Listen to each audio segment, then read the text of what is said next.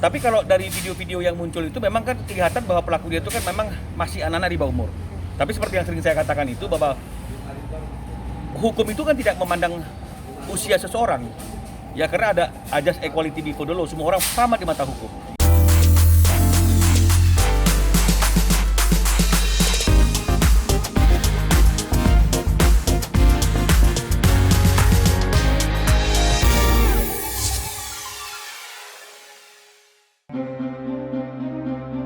Sebulan mengumpulkan data akun media sosial pelaku bullying terhadap Bertrand Peto, akhirnya Ruben Onsu resmi membuat laporan ke pihak kepolisian.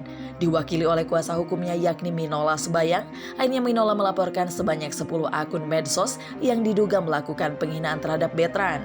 Adapun sebelumnya, Bertrand Peto menjadi korban penghinaan hebat di medsos karena hanya berstatus sebagai anak angkat presenter Ruben Onsu. Presenter kondang itu sempat tarik ulur karena banyak akun yang meminta maaf atas perundungan yang telah dilakukannya itu. Kendati demikian, ditemui awak media, Minola dengan tegas menyatakan keputusan untuk laporan itu sudah bulat.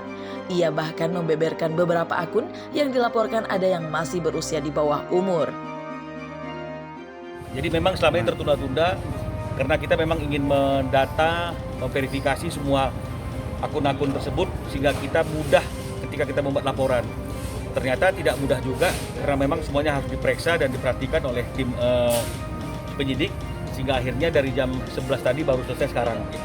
Kepada semua pelaku yang akun-akunnya kami laporkan lebih kurang 10 akun, baik itu Facebook maupun Instagram maupun video, itu sudah dikenakan pasal 27 ayat 3, Jungto 45, Jungto pasal 30, Jungto pasal 156, ya karena ada unsur penistaan agama di dalamnya. Seperti misalnya mau melakukan pembunuhan, kan begitu ya.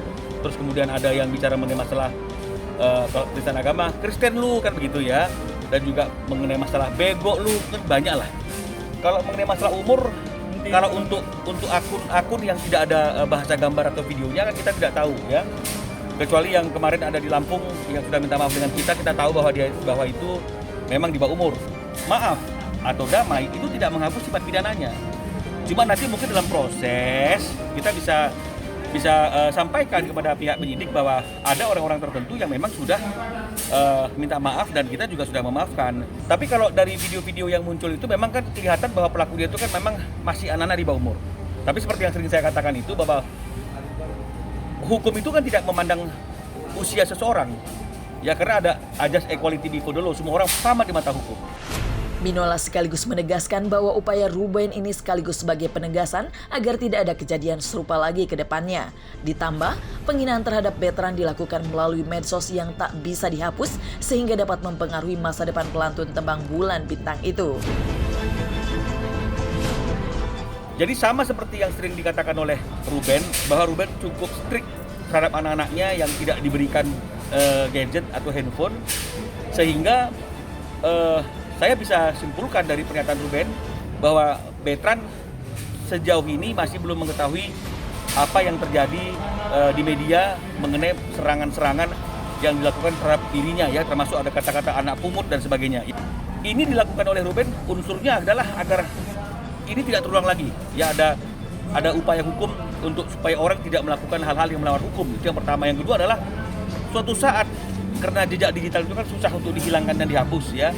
Suatu saat jika kemudian anaknya sudah dianggap cukup dewasa dan boleh melihat gadget dan media sosial, dan dia menemukan hal-hal yang seperti sekarang kita laporkan, dia tahu bahwa Ruben itu sebagai seorang ayah sudah melakukan pembelaan